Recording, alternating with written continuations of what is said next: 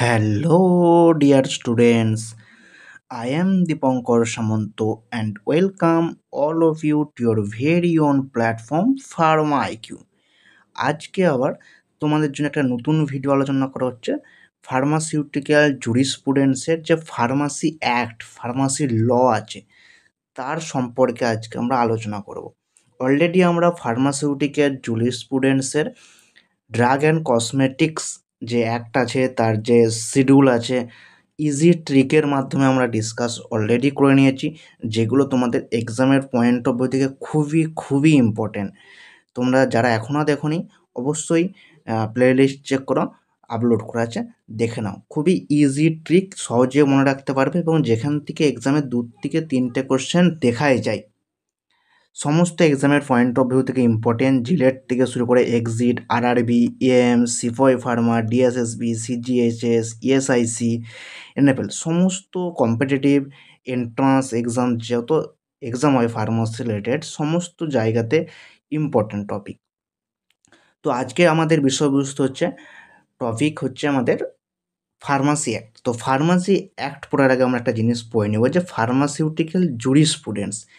এই জুরিসপ্রুডেন্স জিনিসটা কি, এর নাম কেন হঠাৎ এসেছে বা কেন হঠাৎ আমাদের মনে হলো যে জুরিসপ্রুডেন্স পড়া দরকার, কেন? তো সেই জিনিসটা সম্পর্কে একটু বেসিক হিস্ট্রি আমরা পড়ে নিই। তো the word jurisprudence drive from the Latin term jurisprudential, যেখানে জুরিস মানে ল আর প্রুডেন্সিয়া মানে নলেজ, তো নলেজ অফ ল। তো জুরিসপ্রুডেন্স শব্দের মানেই হচ্ছে নলেজ অফ ল, যেখানে আমরা বিভিন্ন ল নিয়ে আলোচনা করব। এবং ল হঠাৎ ফার্মাসিতে আনার প্রয়োজন কী হয়ে গেল, যে হঠাৎ ফার্মাসিতে ল এর প্রয়োজন কেন হলো? কারণ প্রথম প্রথম যে আমাদের ইন্ডিয়াতে কী হয়েছে, যে ফার্মাসি প্রফেশন বা যে মেডিসিন প্রফেশন, সেখানে মেডিসিন ডিসপেন্স তারাই করে দিতে পারতো যারা প্রেসক্রিপশান পড়তে পারতো, তারাও একটা মেডিসিন ডিসপেন্স করে দিতে পারতো। মেডিসিনের প্রাইসের কোনো রকম কন্ট্রোল ছিল না, কোনো রকম রেগুলেট ছিল না, কীভাবে তাদেরকে বেচা যাবে, কীভাবে তৈরি হবে, কীভাবে ম্যানুফ্যাকচার হবে, কীভাবে ইম্পোর্ট হবে, কীভাবে এক্সপোর্ট হবে, এভরিথিং। বা আমাদের যে এই যে ফার্মাসি যে ফিল্ড, সেই ফিল্ডটার কীভাবে ডেভেলপমেন্ট হবে, কীভাবে আরও সমাজে ছড়িয়ে পড়বে সবার মধ্যে, যার প্রভাব সমাজে পড়বে, যার প্রভাব আমাদের হেলথ সিস্টেমে পড়বে। তো সেরকমভাবে পড়াশোনারও দরকার, সেরকম করতে হবে। তো এই সমস্ত যে জিনিসগুলো, সেগুলোকে বোঝার জন্য, সেগুলোকে জানার জন্য, সেগুলোকে ইমপ্লিমেন্ট করার জন্যে আস্তে আস্তে আমাদের এই ব্যাপারগুলোতে ফোকাস করতে শুরু করা হয়। তো প্রথম এই যে জুরিসপ্রুডেন্স, তার কী কী অবজেক্টিভ ছিল? To promote the health care system by regulating the manufacturing and supply of goods quality. তাহলে প্রমোট হেলথ কেয়ার সিস্টেমকে প্রমোট করার জন্যে দরকার পড়েছিল। To regulate to profession and business of pharmacy প্রফেশনকে রেগুলেট করার জন্যে, বিজনেসকে বাড়াবা দেওয়ার জন্যে দরকার পড়েছিল। সেফগার্ড দ্য পাবলিক হেলথের সেফগার্ড হিসাবে, মেডিসিনের সেফগার্ড হিসাবে, তাছাড়া রিসার্চ টেকনোলজিতে, এবং কন্ট্রোল দ্য প্রাইস অফ ড্রাগের প্রাইসকে কন্ট্রোল করার জন্যে মেনলি আমাদের অবজেক্টিভ হিসাবে দেখা গিয়েছিল। তো সেই কারণে এই অবজেক্টিভগুলোকে ফিল করার জন্য সেই টাইমে এই সমস্যাগুলো দেখা দিয়েছিল। এবং তখন আমাদের ভারতবর্ষ, আমাদের ইন্ডিয়া ইংরেজদের হাত থেকে স্বাধীনতাও লাভ করে না। সেই টাইমে এই সমস্ত প্রবলেমগুলো দেখা দিতে শুরু করে এবং ভাবনার একটা বিষয় আসে যে এখান থেকে কীভাবে রেগুলেট করা যাবে, কীভাবে কন্ট্রোল করা যাবে, কীভাবে অল ওভার ইন্ডিয়াতে আমাদের প্রফেশনাল একটা ডেভেলপমেন্ট করা যাবে। তার কারণে সেই টাইমে একজনকে একটা দায়িত্ব দেওয়া হয় 1927 সালে। আচ্ছা চলো এখানে আসো পরের স্লাইডে। সেই টাইমে একজনকে একটা দায়িত্ব দেওয়া হয় 1927, 11ই আগস্ট। কি দায়িত্ব দেওয়া হয়? যে ইনকোয়ারি করা, যে দেখা যে আমাদের ফার্মাসি প্রফেশনালের প্রবলেম কী কী হচ্ছে ইন্ডিয়াতে, আর সেই প্রবলেমগুলোকে মিনিমাইজ করার জন্য বা সেখান থেকে উঠে আসার জন্যে কী কী করা যেতে পারে, কী কী পদক্ষেপ নেওয়া যেতে পারে, তো সেই বিষয়ে একটা কমিটি গঠন করা। যে কমিটির নাম হচ্ছে drug inquiry committee, drug inquiry committee, DEC বলা হয় শর্ট ফর্মে।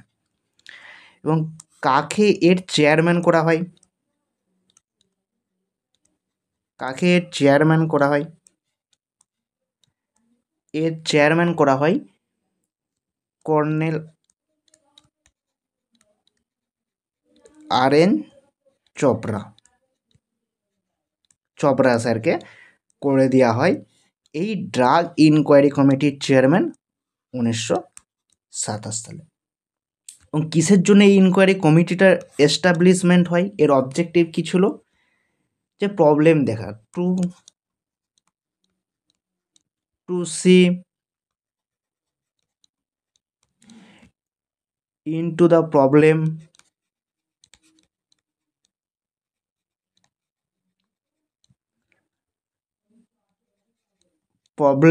of pharmacy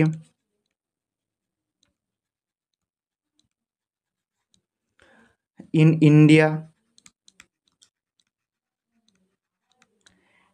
India, and কি রিকমেন্ড করবে? The measure to be taken, the measure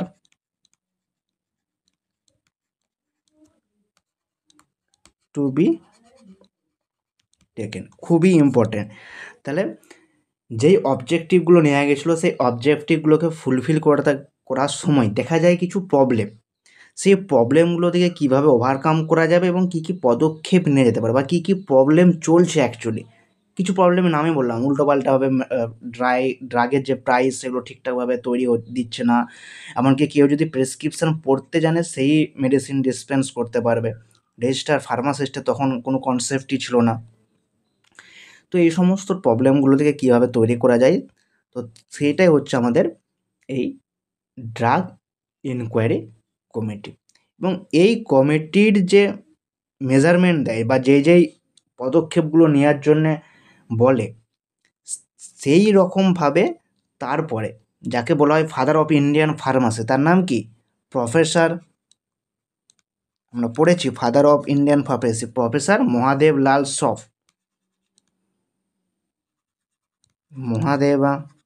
Mahadev Lal Shroff.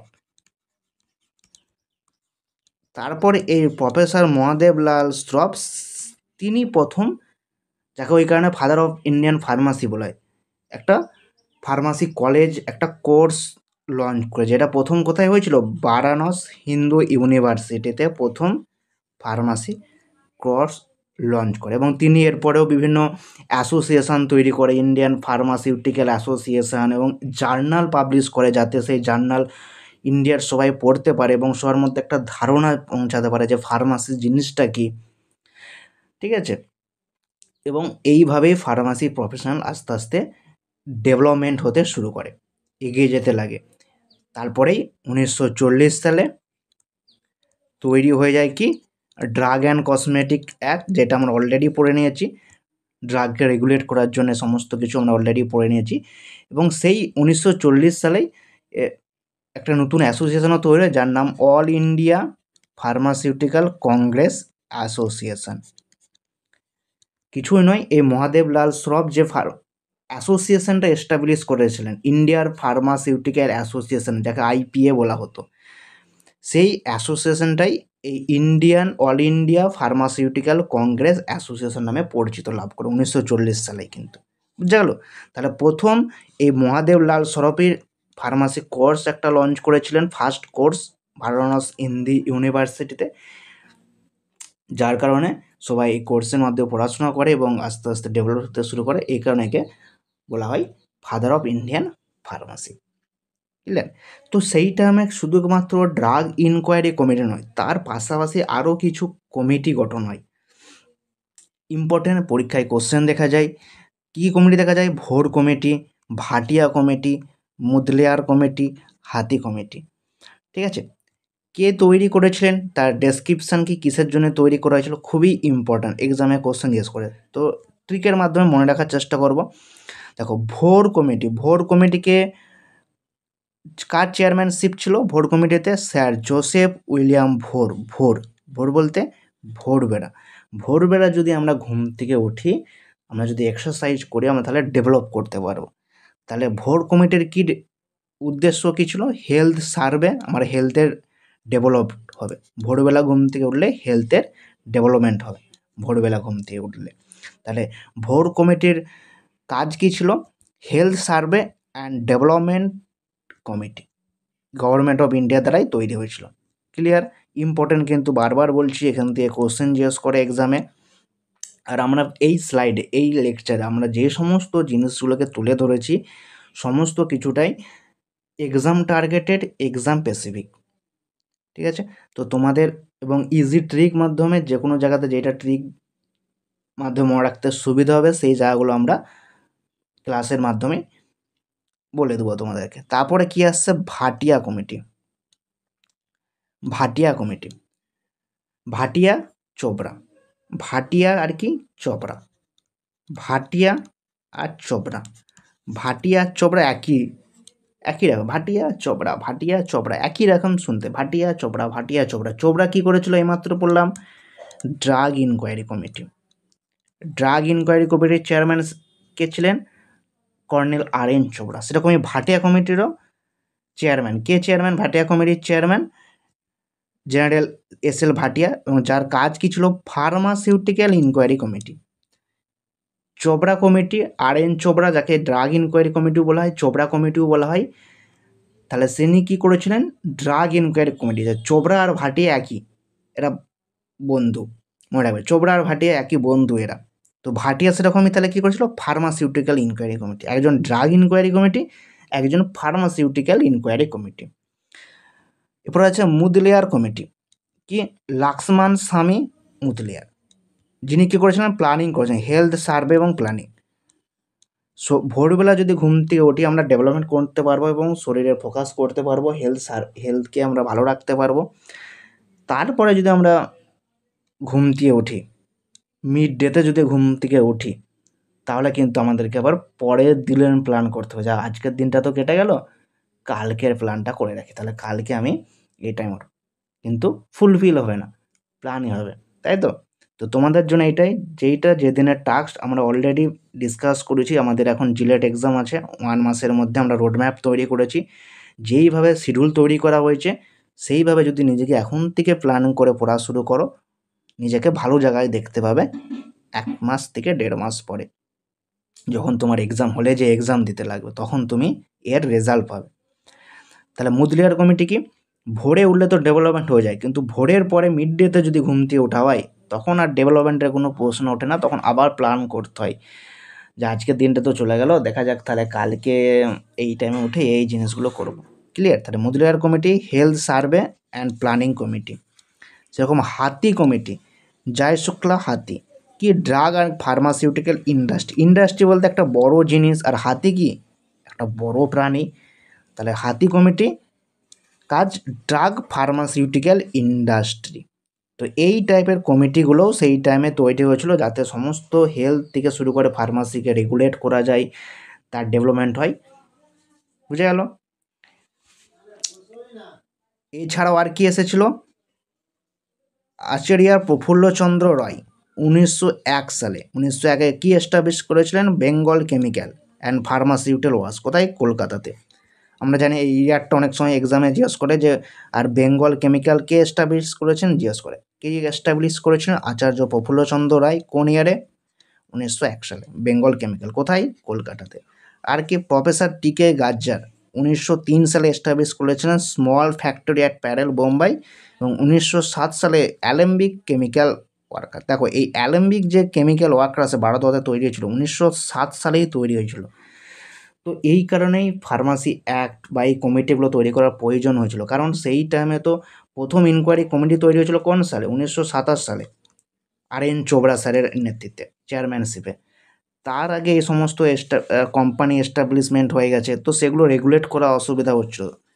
তো কি হচ্ছে না হচ্ছে বোঝা যাচ্ছে না, তো তার কারণেই পরবর্তী 1927 সালে ড্রাগ ইনকোয়ারি কমিটি এবং আস্তে আস্তে 1940 সালে এসে ড্রাগ অ্যান্ড কসমেটিক অ্যাক্ট, তারপরে 1948 সালে আসার পর আমাদের তৈরি হয় ফার্মাসি অ্যাক্ট।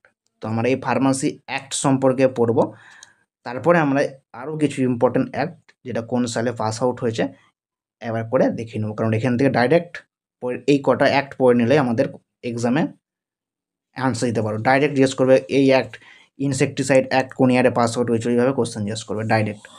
ক্লিয়ার? তো ফার্মাসি অ্যাক্ট, ফার্মাসি অ্যাক্ট কত সালে পাস্ট হয়েছে? অ্যাক্ট পাস্ট 1948 এবং came into force 4th March 1948। তবে কবে পাস হয়েছে আর কবে came into force, came into force মানে কবে থেকে লাগু হয়েছে, একটা পাস হয়েছে 1948 সালে এবং লাগু হয়েছে 1948 সালের 4th মার্চ থেকে। অনেক সময় ডেটটা এক্সামে জিজ্ঞাসা করে কোশ্চেনে। ঠিক আছে, তো ফার্মাসি অ্যাক্ট লাগু হয়েছে। এরপর বিভিন্ন রকম সময় বিভিন্ন টাইমে বিভিন্ন অ্যামেন্ডমেন্ট হয়েছে, যেমন 1959 সালে একটা অ্যামেন্ডমেন্ট হয়েছে, ফার্স্ট অ্যামেন্ডমেন্ট। তারপরে 1976 সালে এরকম অ্যামেন্ডমেন্ট হয়েছে। তো অ্যামেন্ডমেন্ট মানে কি? ফার্স্ট অ্যামেন্ডমেন্ট কোশ্চেনে জিজ্ঞেস করে 1959 সালে হয়েছে। এই অ্যামেন্ডমেন্ট মানে কি? অ্যামেন্ডমেন্ট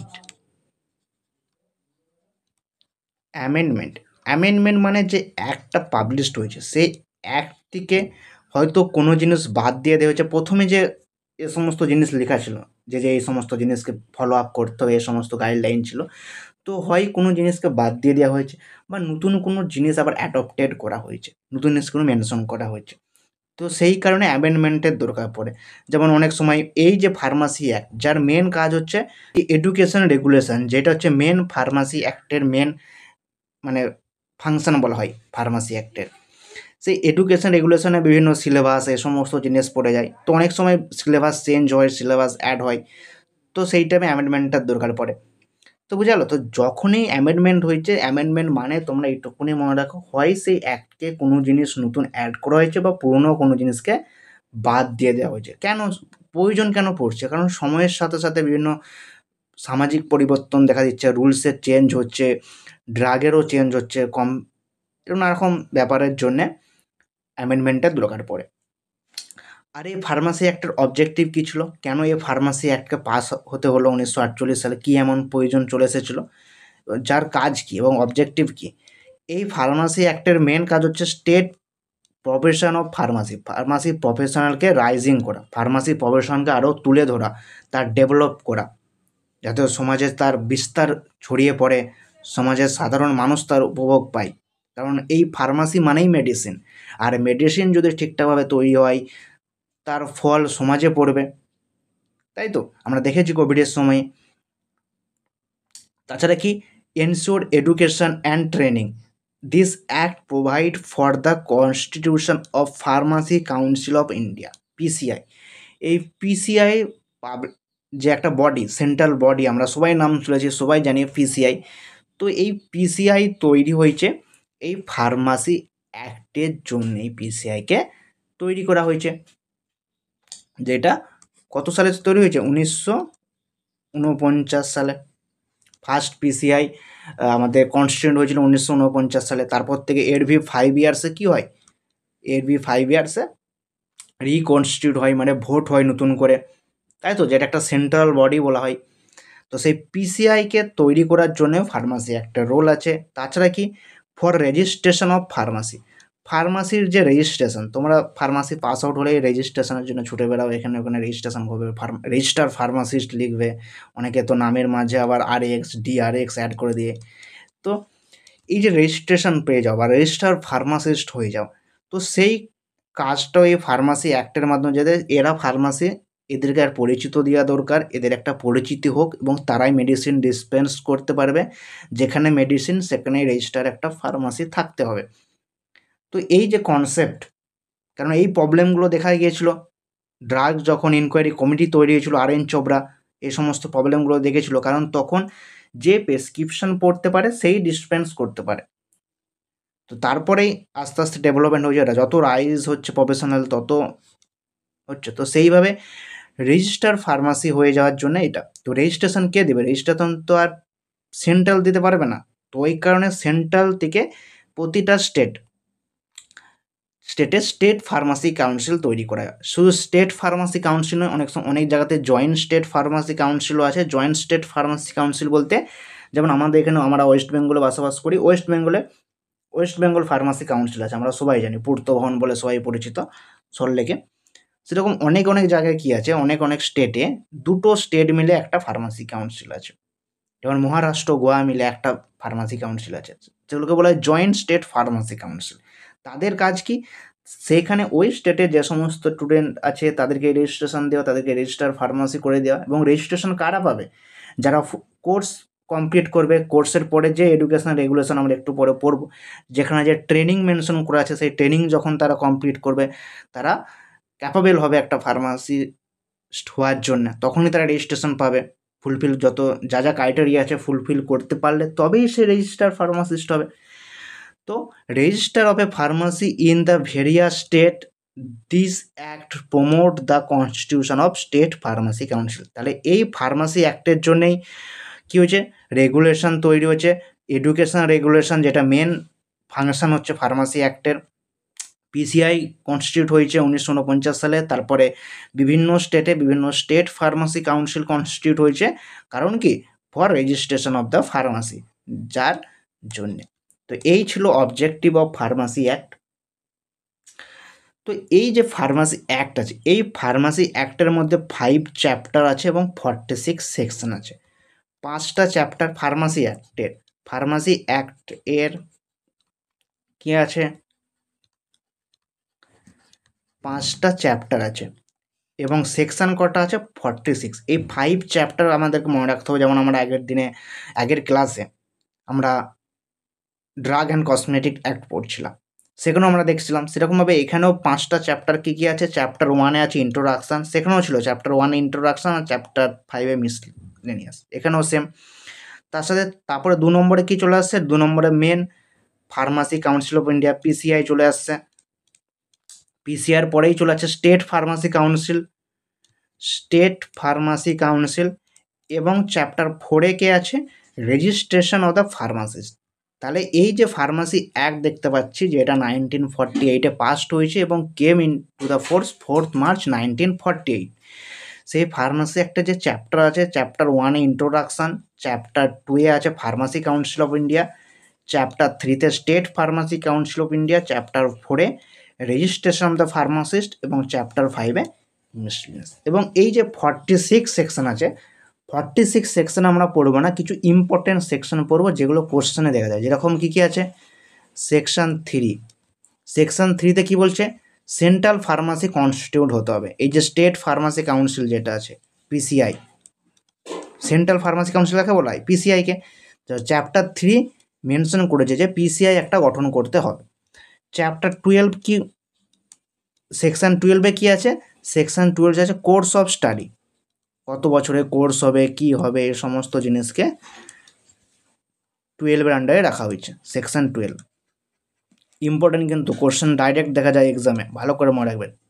46 সেকশনে পড়বো না, বেছে কিছু সেকশন। তারপরে আছে 14 নম্বর সেকশানে কি আছে, ফরেন কোয়ালিফিকেশান। যদি ফরেনার কোনো আমাদের দেশে এসে ফার্মাসি পড়তে চায়, তাহলে তার জন্যে কী কোয়ালিফিকেশান থাকবে, সে কীভাবে কোন কোয়ালিফিকেশান তার মধ্যে থাকলে সে এখানে ফার্মাসি পড়তে পারবে। তো সে সমস্ত জিনিস মেনশন করা আছে চ্যাপ্টার 14-এ।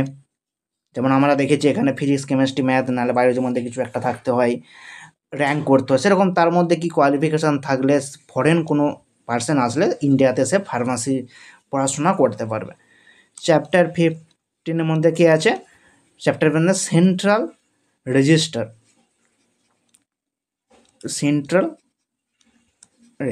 মেনটেন করতে হবে। এই যে বিভিন্ন স্টেটে আমরা রেজিস্টার ফার্মাসিস্ট হচ্ছি, তার সমস্ত ডাটা সেন্ট্রালের কাছে পাঠাতে হয়, আমরা জানি। তো সেই ডাটা এই সেকশন 15 আন্ডারে, 15-এর আন্ডারে ফার্মাসি কাউন্সিল অফ ইন্ডিয়াতে মেনশন থাকে, সেটা মেনটেন করে সেন্ট্রাল রেজিস্টার থাকে। সেন্ট্রাল রেজিস্টার 15 নম্বর সেকশানে। 19 নম্বর সেকশানে কি আছে, স্টেট কাউন্সিল একটা গঠন করতে হবে, স্টেট ফার্মাসি কাউন্সিল একটা গঠন করতে হবে, সেইটা 19 আছে। এবং 19 কি আছে, ইন্টার স্টেট, যেটা জয়েন্ট কাউন্সিল বলা হয়, ইন্টার স্টেট এগ্রিমেন্ট।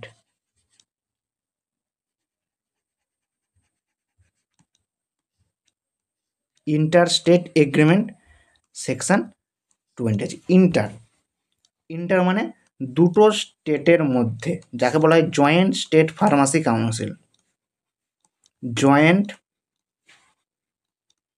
স্টেট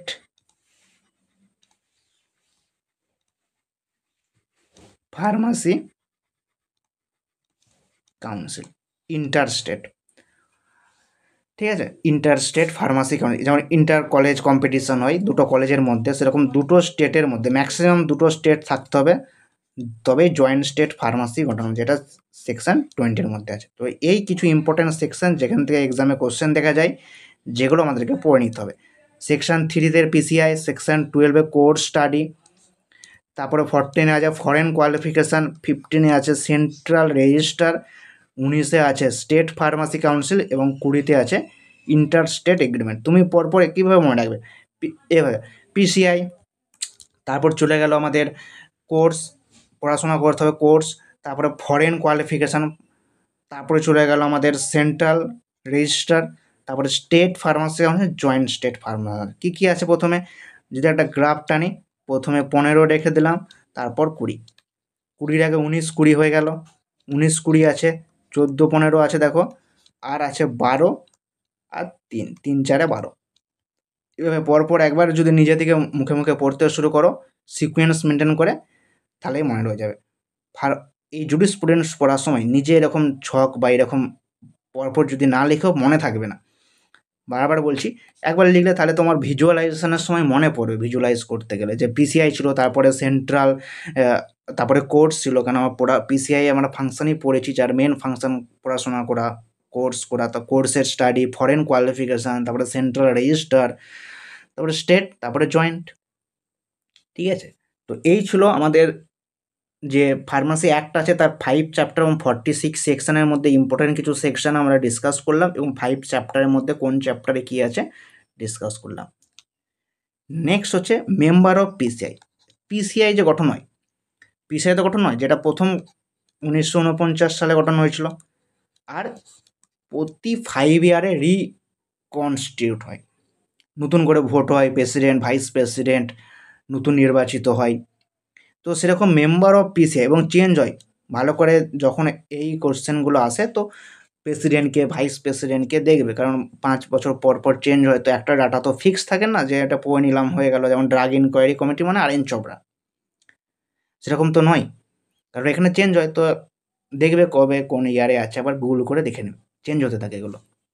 এখন যেমন মন্টু প্যাটেল আছে, সেরকম এই পিসিআইয়ের কিছু ইলেক্টেড মেম্বার আছে, কিছু নমিনেটেড মেম্বার আছে, এবং কিছু এক্স অফিসিয়াল। ইলেক্টেড মানে যারা ভোটের দ্বারা জিতে মেম্বার হয়, ভোট হবে, ইলেকশন হয়, যেমন ইলেকশন মানে ভোট, তো এখানে যে মেম্বার আছে টোটাল 8টা মেম্বার, তারা কী হয়, ভোটে নির্বাচিত হয়।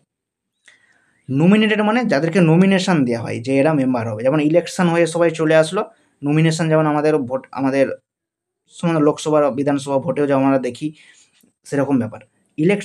ইলেক্টেড হচ্ছে মানে এখানে ইলেকশন হয়েছে, ভোট হয়েছে, আর নমিনেটেড মানে তাদের ভোট হয় না, তাদেরকে নমিনেশন দিয়ে দেওয়া যে এরা হবে, এরকম ব্যাপার, নমিনেশন করে দিয়েছে। আর এক্স অফিসিও মানে এরা অলরেডি যে সমস্ত অর্গানাইজেশন আছে সেখানে হেড একটা চেয়ার অলরেডি হোল্ড করে আছে। এক্স মানে এক্স নয় যে অলরেডি এখান থেকে বেরিয়ে গেছে, এক্স মেম্বার, এরকম কিছু নয়। এক্স অফিসিও মেম্বার মানে যারা অলরেডি কোনো অর্গানাইজেশনের অলরেডি উঁচু পদটাকে, উঁচু চেয়ারটাকে হোল্ড করে আছে, হাইয়েস্ট যে চেয়ার হয়, চেয়ারম্যান বা সমস্ত জিনিস, সেগুলো হোল্ড করে আছে, তাদেরকে এখানে নিযুক্ত করা হয়। খুবই ইম্পর্টেন্ট, এক্স অফিসও ইম্পর্টেন্ট, কারণ এক্স অফিসের থেকে ডাইরেক্ট কোশ্চেন আছে, which of the following the x officio member of PCI, এরকম কোশ্চেন দেয়, অল অফ দ্য লাস্টে নাম লিখে দেবে, এরকম টাইপের অপশান দেয়। তো এক্স অফিসিও যে 3টে মেম্বার আছে, এদেরকে মনে রাখতে হবে ডাইরেক্ট। কী কী এক্স অফিসিও মেম্বার আছে, the director of general of health service, তো হেলথ সার্ভিসের যে ডিরেক্টর জেনারেল, তিনি নিযুক্ত হবে এক্স অফিসিও মেম্বার হিসাবে পিসিআই। তার সাথে আর কি the director of central drug laboratory, central drug ল্যাবরেটরির যে ডিরেক্টর তাকে নিযুক্ত করা হবে পিসিআইয়ের এক্স অফিসিও মেম্বার হিসাবে। এবং ড্রাগ কন্ট্রোল অফ ইন্ডিয়া, যিনি ড্রাগ কন্ট্রোল অফ ইন্ডিয়া আছে তাকে নিযুক্ত করা হবে পিসিআইয়ের মেম্বার হিসাবে, এক্স অফিসিও মেম্বার হিসাবে। ঠিক আছে, বুঝতে পারলে? তাহলে এক্স অফিসিও মানে কি, যারা অলরেডি একটা পদ হোল্ড করে, যেমন ডিরেক্টর জেনারেল অফ হেলথ সার্ভিসে, যে হেলথ সার্ভিসের জেনারেল যে ডিরেক্টর আছে তাকে এখানে রাখা হবে। সেন্ট্রাল ড্রাগ ল্যাবরেটরিতে যিনি ডিরেক্টর তাকে পিসিআইয়ের মেম্বার করা হয়েছে। ড্রাগ কন্ট্রোল অফ ইন্ডিয়া যিনি এখন আছেন তাকে পিসিআইয়ের মেম্বার করা হবে। এবং প্রতি 5 বছরে চেঞ্জ হবে। সেই 5 বছরে যদি ডিরেক্টর কন্ট্রোল অফ ইন্ডিয়া যদি চেঞ্জ না হয় তাহলে তিনি হোল্ড করবে এই পদটা, কিন্তু যদি ইনিও চেঞ্জ হয়ে যায় 5 বছরের মধ্যে তাহলে আবার চেঞ্জ হবে, এরকম ব্যাপার। ঠিক আছে, fixed ex officio member fixed 3টাই থাকবে। ক্লিয়ার? এরপর আসছে ইলেক্টেড মেম্বার, যেটা টোটাল 8টা। কী হবে দেখো, 6 মেম্বার প্রথমে 6 কটা ইলেক্টেড মেম্বার হবে? 6 1 1 6 1 1 এক্স অফিসিও মেম্বার। এই যে 6 মেম্বার আছে তার মধ্যে 6 মেম্বার কী হবে? 6 member including at least 4 member teachers আর elected by UGC, university grand commission. এই 6 মেম্বার মধ্যে অ্যাটলিস্ট 4 জনকে তো টিচার হতেই হবে, 4-এর বেশিও হতে পারে, কিন্তু 4 জনকে কী হতে হবে? টিচার হতে হবে, ইউজিসির টিচার আন্ডারে আসতে হবে, অবভিয়াসলি ফার্মাসি টিচার। এবং 1 মেম্বার কী হবে? মেডিকেল কাউন্সিল অফ ইন্ডিয়া থেকে আসবে। 1 member elected by medical council of India, MCI. আমাদের যে এমসিআই আছে সেই মেডিকেল কাউন্সিল অফ ইন্ডিয়া থেকে একটা মেম্বার ইলেক্টেড হিসাবে আসে। এবং একটা মেম্বার কী হবে? 1 member shall be register pharmacist, register pharmacist হতে হবে, to represent each state elected by each state. Each state থেকে একটা রেজিস্টার ফার্মাসিস্টকে আনতে হবে, ইচ স্টেটে ইলেক্টেড হতে হবে, মানে স্টেট ফার্মাসি কাউন্সিলিংয়ে যে ইলেক্টেড মেম্বার আছে প্রতিটা স্টেট থেকে একজন করে আসতে হবে, একজন করে। তো অনেকে নাহলে এটা একটা কোশ্চেন দেয়, অনেকে এটা ভুল করে যে পিসিআর মেম্বার বলতে এখানে টোটাল 8টা, এখানে 9টা আর এখানে 3টে। 9-এ 10, 9-এ 10 কটা হচ্ছে? 8 আর 9 আর 3 টোটাল মেম্বার। অনেকে ভাবে 8-এর 9-এ 17, 17-এর 3-এ 20, 20টা মেম্বার। অনেকে ভাবে যে পিসিআর মেম্বার বলতে 20টা মেম্বার আছে, কিন্তু না, 20টা মেম্বার নয়। কারণ এই যে 1 মেম্বারটা আমরা দেখছি শুধু একটা মেম্বার নয়, প্রতিটা স্টেট থেকে দেখো লিখেছে ইচ স্টেট থেকে একটা করে মেম্বার যাবে। ইচ স্টেটে, যেখানে স্টেট বলতে সেখানে স্টেট ফার্মাসি কাউন্সিল হতে পারে বা জয়েন্ট স্টেট ফার্মাসি কাউন্সিল হতে পারে, সেখানে যারা ইলেক্টেড মেম্বার আছে সেই ইলেক্টেড মেম্বার থেকে একজন করে মেম্বার হতে পারবে পিসিআর ইলেক্টেড মেম্বার লিস্টে। সেরকমই নমিনেটেড মেম্বার কে আছে? 6 member. is 6 member including at least 4 person position degree or diploma in pharmacy। State বা সেন্ট্রাল থেকে যারা ইলেক্টেড হয়ে আসবে সেন্ট্রাল গভর্নমেন্ট থেকে, তার মধ্যে অ্যাটলিস্ট 4 পার্সন কী হতে হবে? রেজিস্টার ফার্মাসিস্ট হতে হবে। রেজিস্টার ফার্মাসিস্ট মানে তার হয় ডিগ্রি মানে বিফার্ম থাকতে হবে, নাহলে ডিপ্লোমা ইন ফার্মাসির ডিগ্রি থাকতে হবে। অ্যাটলিস্ট 4, 6টাই হতে পারে, কিন্তু 4 জনকে হতেই হবে তার মধ্যে। আর 2 মেম্বার কি?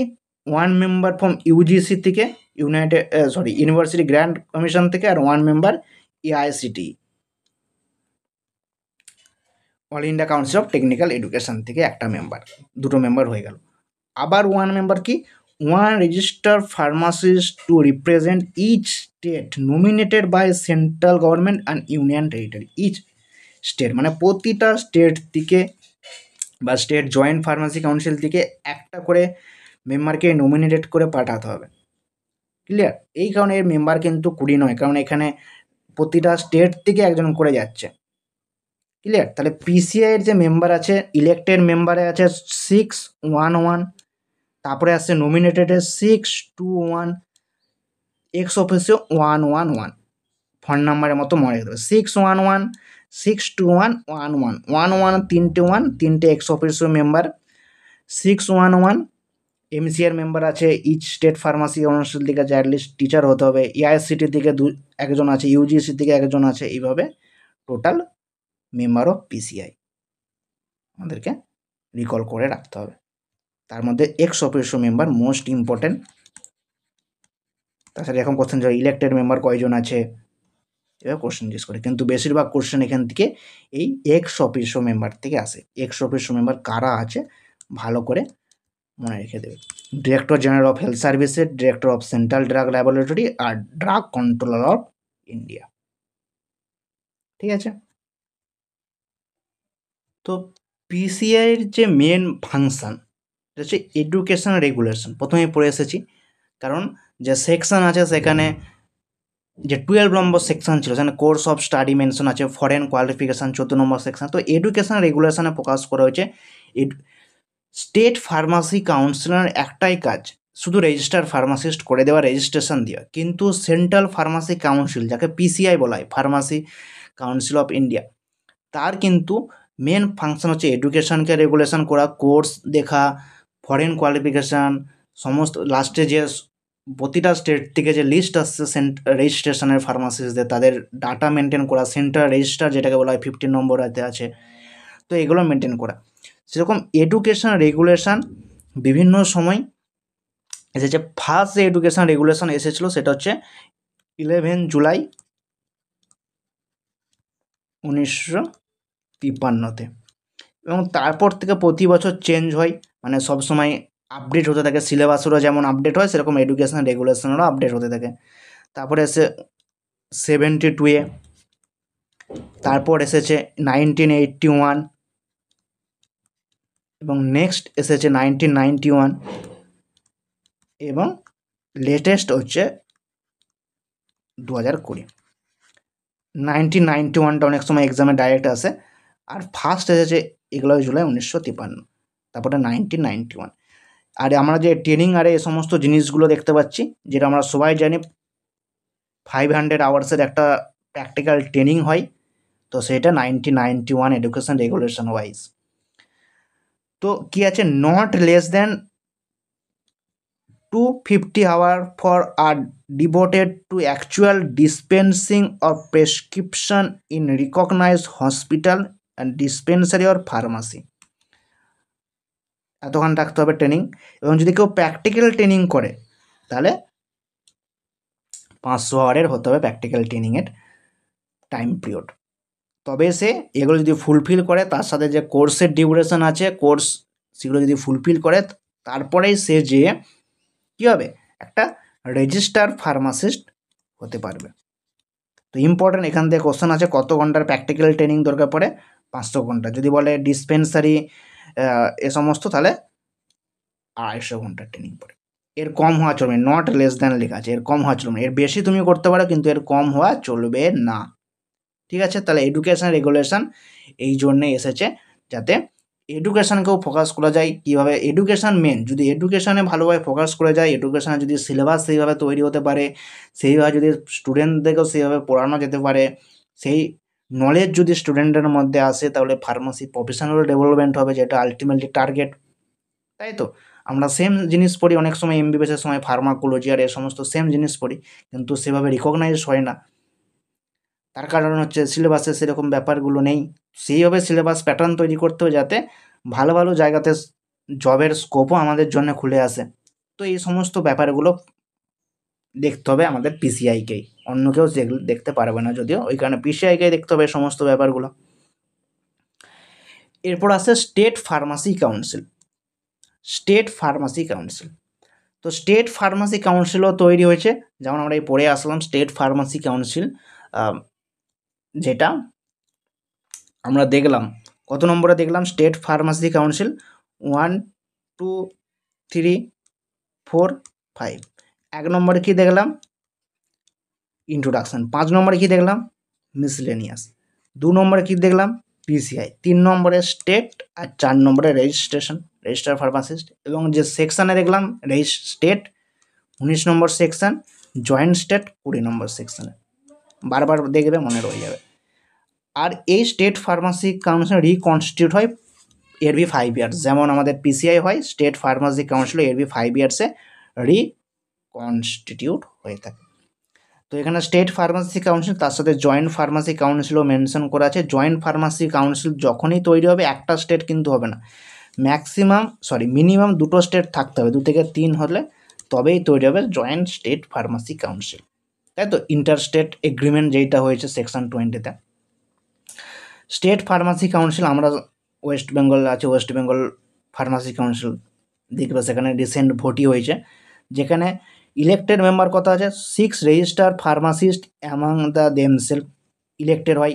ইলেক্টেড মানে কি? ভোটের দ্বারা আছে 6টা রেজিস্টার ফার্মাসিস্ট এবং একটা কি মেডিকেল কাউন্সিল থেকে আছে, of the state medical council থেকে, স্টেট নয়, স্টেট মেডিকেল কাউন্সিল থেকে একটা মেম্বার ইলেক্টেড হয়ে আসে। নমিনেটেড কজন হয়? 5 মেম্বার নমিনেটেড হয়, তার মধ্যে 3 আর processing a degree or diploma in pharmacy, 3 জনকে ডিগ্রি নাহলে ডিপ্লোমা ইন ফার্মাসি থাকতে হবে, কোর্স করতে হবে, রেজিস্টার ফার্মাসিস্ট হতে হবে। তাদেরকে স্টেট গভর্নমেন্ট কী করবে? নমিনেটেড করবে for state council.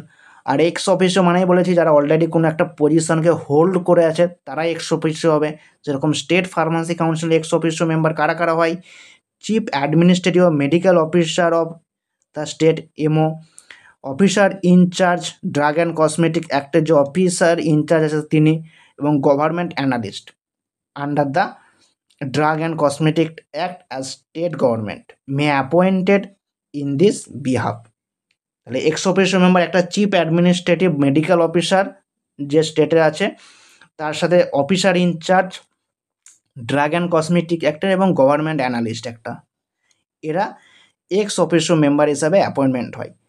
R nominated member 5 জন হয়, যাদেরকে স্টেট নমিনেটেড করে তাদের অবভিয়াসলি ডিপ্লোমা ইন ফার্মাসি মানে ডিগ্রি, যে বিফার্ম ডিগ্রি থাকতে হবে, এবং ইলেক্টেড হয়ে আছে 6টা ফার্মাসিস্ট এবং একটা কি মেডিকেল কাউন্সিল অফ ইন্ডিয়া থেকে একজন আছে। আমাদের স্টেটেও যা আছে তোমরা দেখবে, আমাদের স্টেটের ওয়েবসাইটে দেখতে হবে এইভাবেই মেম্বার তৈরি করা আছে, যে বডি আছে।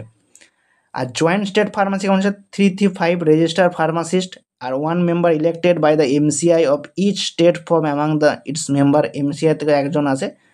আর এখানে 3 থেকে 5টা রেজিস্টার ফার্মাসিস্ট থাকতে হবে। সেরকম 2 to 4 যারা নমিনেটেড হয় ইচ স্টেট থেকে, প্রতিটা স্টেটে যতটা স্টেট নিয়ে জয়েন্ট স্টেট ফার্মাসি কাউন্সিল তৈরি হয়েছে প্রতিটা স্টেট থেকে 2 থেকে 4 জন নমিনেটেড হয়ে আসে, যাদের অবভিয়াসলি ডিপ্লোমা ইন ফার্মাসি নাহলে ডিগ্রি থাকতে হবে, degree in pharmacy, pharmaceutical chemistry, register pharmacist হতে হবে যাদেরকে। আর same ex officio chief administrative medical officer হতে হবে, officer incharge drug control organization of each participating state এবং government analyst each participating state. যারা participating state, each participating state লেখা আছে মানে প্রতিটা স্টেট যারা যারা মিলে জয়েন্ট স্টেট ফার্মাসি কাউন্সিল তৈরি করেছে প্রতিটা স্টেট থেকে একজন করে chief administrative medical officer, officer in charge of drug control organization এবং গভর্নমেন্ট অ্যানালিস্ট আসছে। যদি 3টে স্টেট নিয়ে তৈরি হয় তাহলে 3টে স্টেট থেকে এরা প্রত্যেকে একজন করে করে আসে, তাহলে 3 থেকে 9 জন মেম্বার হয়ে যাবে। ক্লিয়ার? তো এর পারফেক্ট ডাটা পাওয়া পসিবল নয়, কিন্তু স্টেট ফার্মাসি কাউন্সিলের পারফেক্ট ডাটা আমরা পাচ্ছি 6 + 1 + 5 + 3, তো কত হচ্ছে? 15। ডাইরেক্ট কোশ্চেন আছে যে স্টেট ফার্মাসি কাউন্সিলে কতগুলো মেম্বার থাকে? 15টা মেম্বার থাকে স্টেট ফার্মাসি কাউন্সিলে। ক্লিয়ার? আই হোপ তোমরা আইডিয়া করতে পারলে স্টেট ফার্মাসি কাউন্সিল কী হয়, জয়েন্ট স্টেট ফার্মাসি কাউন্সিল কী হয়, ফার্মাসি কাউন্সিল অফ ইন্ডিয়া কী হয়, এবং এদের যে বডি সে বডিতে কোথার মেম্বার কীভাবে কী মেম্বার নিয়ে তৈরি হয় একটা বডি, এবং এরা কত বছর পর পর রিকনস্টিটিউট হয় বা রিইলেক্টেড হয় কত বছর পর পর, এর বি 5 ইয়ার্স, প্রত্যেক 5 বছর পর পর এরা রিকনস্টিটিউট হতে শুরু করে। ক্লিয়ার? I hope clear. এরপর অফেন্স অ্যান্ড প্ল্যান্টিস, কিছু অফেন্স থাকতে পারে। কী কী অফেন্স আছে? কেউ যদি ফলসলি ক্লেমিং করে, মানে ক্লেম করে যে একটা রেজিস্টার ফার্মাসিস্ট, সে হয়তো রেজিস্টার ফার্মাসিস্ট নয় কিন্তু সে নিজেকে রেজিস্টার ফার্মাসিস্ট হিসাবে পরিচয় করতে থাকে, তাহলে সেরকম যদি ধরা পড়ে তাহলে ফার্স্ট কনভেকশনে কী হবে? 500 টাকা ফাইন হবে, এবং যদি সেকেন্ডবার ধরা পড়ে সেকেন্ড কনভেকশনে 1000 টাকা ফাইন আর 6 মাসের জেলও হতে পারে। ঠিক আছে? সেরকম ডিসপেন্সিং বাই আনরেজিস্টার ফার্মাসিস্ট, যদি কোথাও মেডিসিন সবে আনরেজিস্টার ফার্মাসিস্ট ডিসপেন্স করে সেখানে ফার্স্ট কনভেকশনে 1000 টাকা ফাইন হতে পারে, 6 মাসের জেলও হতে পারে। ঠিক আছে? সেরকমই কেউ যদি কারো যদি সার্টিফিকেট চার্জ দিয়ে সে দেখাতে না পারে তাহলে 500 টাকা ফাইন হতে পারে। ঠিক আছে? যদি কেউ অবস্ট্রাক্টিং করে স্টেট ফার্মাসি ইন্সপেক্টরকে তাহলে 1000 টাকা ফাইন হতে পারে, 6 মাসের জেল হতে পারে। খুবই এগুলো মানে খুব নিম্নতম অ্যামাউন্ট, এগুলো এত অ্যামেন্ডমেন্ট হয়েছে ফার্মাসি অ্যাক্টের, কিন্তু এই জায়গাগুলো অ্যামেন্ডমেন্ট হয়ে চেঞ্জ হয় না। এই ফাইন যদি বাড়াতে শুরু করে তবেই অপরাধটা কমবে, নাহলে 500 টাকা কিছুই নয়, ফাইন দিয়ে দিবে সবাই। ব্যাপারটা এটাই হয়ে গেছে এখনকার দিনে দাঁড়িয়ে। যখন তৈরি হয়েছিল 1948 1947 সেই টাইমে তোমার দেশই স্বাধীন হয়েছিল, সেই টাইমে তখনকার দিনে 500 টাকা অনেক ছিল ভেবে দেখো। কিন্তু সেইখান থেকে এখন আর চেঞ্জ হয়ে আসে না, এটা চেঞ্জ হওয়া দরকার। তোমাদের কি মতামত কমেন্ট সেকশনে অবশ্যই জানিও। এরপর আর কিছু ইম্পর্টেন্ট জিনিস যেগুলো আমরা পিছিয়ে এসেছি, ফার্মাসি কিছু অ্যাক্ট বা কিছু রুলস যেগুলো কোন ইয়ারে পাস হয়েছে, ইম্পর্টেন্ট ডাইরেক্ট কোশ্চেন আছে। ওপিয়াম অ্যাক্ট কোন ইয়ারে পাস হয়েছে, পয়জন অ্যাক্ট কোন ইয়ারে পাস হয়েছে, এরকম ডাইরেক্ট কোশ্চেন আসে, ঠিক আছে। তো ফার্স্ট যে অ্যাক্টটা এসেছিল সেটা 1857 ওপিয়াম অ্যাক্ট। 1919 তাহলে কি পয়জন অ্যাক্ট। পয়জন বলতে কি হয়, বিষ খেলে পয়জন হয়, বিষ। তো বিষের অ্যাক্টের সংখ্যা 19, 19 পয়জন অ্যাক্ট মনে রাখতে পারবে। Dangerous act 30, 1930 dangerous drug act. Drug and cosmetic act 1940 সালে 10 এপ্রিল। এবং ড্রাগস অ্যান্ড কসমেটিক অ্যাক্টের রুল 1945 অলরেডি আমরা পড়ে এসেছি। Industrial disputes act 1947। Pharmacy act আমরা পড়লাম 4 মার্চ 1948, যেটা কি হয়েছে, came in to the force হয়েছে। আর ফ্যাক্টরি অ্যাক্টও সেম 1948 সালে। মিনিমাম ওয়েজেস অ্যাক্ট এটাও 1940 সালে। সব এস্টাবলিশমেন্ট অ্যাক্ট এটাও 1948 এই 4টে অ্যাক্ট পাস হয়েছে। একটা হচ্ছে pharmacy act, factory act, minimum wages act and সব এস্টাবলিশমেন্ট অ্যাক্ট। যেমন 1951 industries development and regulation act. 1954 drug magic remedies act pass হয়েছে 1 এপ্রিল 1955। অ্যাক্ট এসেছে 1954 সালে এবং পাস্ট হয়েছে সেটা 1 এপ্রিল। একটা রুলস হিসেবে পাস্ট মানে কি, এটা রুলস হয়েছে 1955 সালে 1 এপ্রিল। খুবই ইম্পর্ট্যান্ট কোশ্চেনে দেখা যায়, এগুলো থেকে সবই ইম্পর্ট্যান্ট কোশ্চেনে দেখা যায়, ডাইরেক্ট কোশ্চেন। তো ভালো করে একবার পড়ে মুখস্থ করে নেবে ব্যাস, নাহলে একটা পেপারে লিখে যেখানে স্টাডি টেবিলে দেয়ালে চিপকে দেবে, বারবার দেখবে মুখস্থ যাবে। খুবই ইম্পর্টেন্ট এই জুরিসপ্রুডেন্স, এই অ্যাক্ট রুলস এগুলোই বারবার কোশ্চেনে ঘুরে ফিরে আসে, কিছুই নয়, এর বাইরে আর কোশ্চেনই আসে না। 55 কি এসেছে 1955 medical and toilet preparation act passed হয়েছে 1956, came in to force 1 April 1957। Essential commodities act এটাও এসেছে 1955 সালে। Clear, importance of. সেরকমই ইউনিভার্সিটি গ্র্যান্ড কমিশন, যেটাকে ইউজিসি এইমাত্র বলে আসলাম, মেম্বার থাকে পিসিআইয়ে, নমিনেটেড মেম্বার থাকে একটা একটা করে, ইউজিসি থেকে একটা, এআইসিটি থেকে একটা। এআইসিটি অ্যাক্ট 1987 ইম্পর্টেন্ট এমসের কোশ্চেন পেপারে দেখা গিয়েছিল। তারপরে copyright 57, trade merchandise 1858, prevention of cruelty animal important, animal cruelty act, অ্যানিম্যালকে ভালোবাসতে শুরু করে বয়স বেশি হয়ে গেলে, 60 সালের মতন বয়স হয়ে গেলে, এবার মনে রাখতে পারো তোমাদের মতন করে। Insecticide important, medical termination and pregnancy act important, 1971 এসেছে medical termination and pregnancy act, এবং রুল এসেছে 1975। অ্যাক্ট এসেছে 1971 এবং রুলস 1975। ইনসেকটিসাইডের রুলস 1971 আর অ্যাক্ট এসেছে ইনসেকটিসাইডের 68। পেটেন্ট অ্যাক্ট ইম্পর্টেন্ট এমসের কোশ্চেন পেপারে দেখা গিয়েছিল 1970 সালে। হ্যাচ ওয়াসম্যান অ্যাক্ট 1984, যেখানে জেনেরিক ড্রাগ সম্পর্কে ডিসকাস করা হয়। Narcotic drug and psychotropic substance 1985 important, again important খুবই। National pharmaceutical policy 2002। Drug price control DPCO যেটাকে বলা হয় 2013 সালে এসেছে, এবং old DPCO act 1995 important, again important, most important. এবং কনজিউমার প্রোটেকশন অ্যাক্ট সবাই জানো এটা 2019 সালে এসেছে কনজিউমার প্রোটেকশন অ্যাক্ট। তো এই অ্যাক্ট কোন অ্যাক্ট বা রুলস কোন ইয়ারে পাস হয়েছে খুবই ইম্পর্ট্যান্ট, এখানে বোঝার কিছু নেই, জাস্ট যেমন তো আমরা স্কুল লাইফে হিস্ট্রি পড়তাম সেইভাবে এই কিছু অ্যাক্টের রুলস আছে, এইগুলো ডাইরেক্ট পড়ে নেবে এবং একবার কিছুদিন বারবার পড়তে থাকলে মুখস্থ হয়ে যাবে, কোনোদিনও ভুলবে না, যেখান থেকে কোশ্চেন আসে এক্সামে। খুবই ইম্পর্টেন্ট ফার্মাসি, এই জুরিসপ্রুডেন্সের ড্রাগ অ্যান্ড কসমেটিক অ্যাক্ট আর এই জিনিসগুলো যে আমরা পড়ছি এগুলোই বেশি কোশ্চেন আসে। বাকি অনেক জিনিস আছে কিন্তু সেখান থেকে খুব রেয়ার কোশ্চেন দেখা যায়, বেশিরভাগ কোশ্চেন এই জায়গাগুলো থেকেই রিপিটেশন হয়।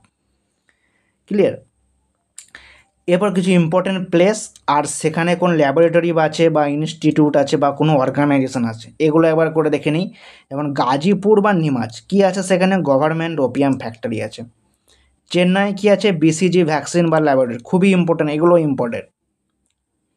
কলকাতাতে কী আছে, সেন্ট্রাল ড্রাগ ল্যাবরেটরি আছে, food and drug toxicology research centre আছে, পেটেন্ট অফিস আছে কলকাতাতে। এই সেন্ট্রাল ড্রাগ ল্যাবরেটরি খুব কোশ্চেনে আসে। গভর্নমেন্ট ওপিয়াম ফ্যাক্টরি, বেশি ইম্পর্টেন্টগুলো স্টার মার্ক করছে, ঠিক আছে। লখনৌতে সেন্ট্রাল ড্রাগ রিসার্চ ইনস্টিটিউট, কাশুলিতে সেন্ট্রাল রিসার্চ ইনস্টিটিউট যেখানে অ্যান্টিসেরা ভ্যাকসিন টক্সিন টক্সয়েড এই সমস্ত প্রিপারেশন হয়, কাশুলি ইম্পর্টেন্ট এগেন। ইজাদনগর মুক্তেশ্বর যেখানে এই সেম অ্যান্টিসেরা ভ্যাকসিন টক্সয়েড এ সমস্তই প্রিপারেশন হয়, কিন্তু কি ভেটেনারি রিসার্চ, ভেটেনারি বলতে অ্যানিম্যালের জন্য, সেটা আছে ইজাদনগর মুক্তেশ্বরে। আর গাজীপুর নিমাছে গভর্নমেন্ট ওপিয়াম ফ্যাক্টরি। থানেতে কি আছে, সেন্ট্রাল ড্রাগ টেস্টিং ল্যাবরেটরি যেখানে ইন্ট্রা ইউট্রাইন ডিভাইস অ্যান্ড ফ্যালোপিন এ সমস্ত জিনিস নিয়ে রিসার্চ করা হয়েছে, ডাইরেক্ট কোশ্চেন আছে। আর লগ্নতে একটা কোশ্চেন দেখা গেছিলো এক্সামে যে ওরাল কন্ট্রাসেপটিভ পিল তৈরি করা হয়েছিল, কোথায়, লগ্নতে। কোশ্চেন দেখা গেছে এমসের কোশ্চেন পেপারে। তো তোমরা বুঝতে পারছো জিনিসগুলো কত ইম্পর্টেন্ট ডাইরেক্ট। সেরকম কুন্নুরে কি আছে, পাস্তুর ইনস্টিটিউট অফ ইন্ডিয়া, যেখানে ওরাল পলিওমিয়েলিটিস তৈরি হয়। জয়পুরে কি আছে, এটা important again, national institute of Ayurveda. Ghaziabad head office of Indian pharmacopoeia commission, আমরা ফার্মাকোপিয়া সম্পর্কে আলোচনা অলরেডি করে নিয়েছি, সেখানে ডিসকাস করেছি। গাজিয়াবাদে হেড অফিস আছে কিসের, ইন্ডিয়ান ফার্মাকোপিয়া কমিশনের। পুনেতে কি আছে, national institute of virology, national AIDS research institute, যেটা পুনেতে situated. Next Geneva world health অর্গানাইজেশনের হেডকোয়ার্টার। নাগপুরে কি আছে, পেটেন্ট ইনফরমেশন সেন্টার। ব্যাঙ্গালোরে কি situated, national centre for biological science এবং national institute of Unani medicine, যার কোথায় সিচুয়েটেড, ব্যাঙ্গালোরে। চণ্ডীগড়ে কি আছে, ইনস্টিটিউট অফ মাইক্রোবায়োলজিক্যাল টেকনোলজি। নয়ডাতে national institute of biological. New Delhi national institute of communicable disease NICD for polio vaccine, যেটা নিউ দিল্লিতে সিচুয়েটেড। তাছাড়া কি আছে, Indian council of medical research new দিল্লিতে। সেন্ট্রাল হেলথ এডুকেশন ব্যুরো, যেটা নিউ দিল্লিতে সিচুয়েটেড, ইম্পর্টেন্ট এইটা। আর এই জেনেভা ইম্পর্টেন্ট এগেন। আর ইম্পর্টেন্ট বেশিরভাগ কোশ্চেনের রিপিটেটার হিসাবে আসে আমাদের এই পুনে। বাকি তো আমরা হাইলাইট করি, এই সিলেক্টেড সবগুলোই বেশিরভাগ ইম্পর্টেন্টগুলোই হাইলাইট করা আছে, যেটা যারা আমরা জিলেটের পিআইকিউ সিরিজ যারা আমার চ্যানেলে দেখেছো, যেখান থেকে জিলেটের সমস্ত ইয়ারের কোশ্চেন পেপার আলোচনা করেছি, সেখানেও আমি এই টেবিল কিন্তু অলরেডি সেখানেও পুট করেছিলাম। যারা তখনই পড়েছে তাদের তো মুখস্থ হয়ে যাওয়ার কথা, যারা সামনে এক্সাম আছে এখন থেকে পড়াশোনা শুরু করো। এই থিওরি, এই কনসেপ্ট শুধু এক্সিট এক্সাম নয়, জিলেট নয়, সমস্ত এক্সামে পয়েন্ট অফ ভিউ থেকে খুবই ইম্পর্টেন্ট। ক্লিয়ার? চলো, তো এই ছিল আজকে আমাদের টোটাল ক্লাস, যেখানে আমরা অ্যাবাউট ফার্মাসি অ্যাক্ট, তার অবজেক্টিভ, সমস্ত হিস্ট্রি, কী কী জিনিস আছে, সমস্ত কিছু আমরা আজকের একটা লেকচারে কমপ্লিট করে নিলাম, সিঙ্গেল লেকচারে। আই হোপ তোমাদের ভালো লেগেছে, এবং ভিডিও ভালো লাগলে অবশ্যই লাইক কমেন্ট সাবস্ক্রাইব এবং শেয়ার করতে ভুলবে না। দেখা হচ্ছে নেক্সট ভিডিওতে, ততক্ষণ বাই।